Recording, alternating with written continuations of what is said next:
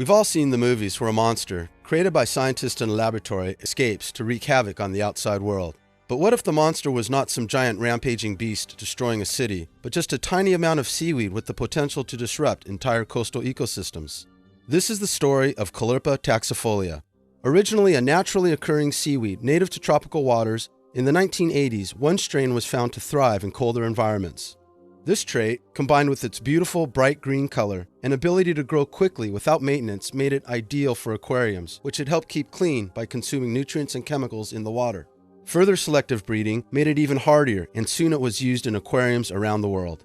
But it was not long before a sample of this aquarium-developed superalgae turned up in the Mediterranean Sea near the famed Oceanographic Museum of Monaco. The marine biologist who found it believed that the museum had accidentally released it into the ocean along with aquarium waters, while museum directors claimed it had been carried into the area by ocean currents. Regardless of how it ended up there, the non-native Caulerpa multiplied rapidly, having no natural predators due to releasing a toxin that keeps fish away. And like some mythical monster, even a tiny piece that broke off could grow into a whole new colony. Through water currents and contact with boat anchors and fishing lines, it fragmented and spread throughout Mediterranean coastal cities, covering coral reefs. So what was the result of this invasion? Well, it depends on who you ask. Many scientists warn that the spread of Caulerpa reduces biodiversity by crowding out native species of seaweed that are eaten by fish, with the biologist who first discovered its presence dubbing it killer algae. Other studies instead claimed that the algae actually had a beneficial effect by consuming chemical pollutants, one reason the aquarium strain was developed. But the disruption of a natural ecosystem by an introduced foreign species can have unpredictable and uncontrollable effects that may not be immediately visible. So when Caulerpa taxifolia was discovered at Carlsbad's Agua Hedionda Lagoon near San Diego in the year 2000, having most likely come from the dumping of home aquarium water into a connecting storm drain, it was decided to stop it before it spread.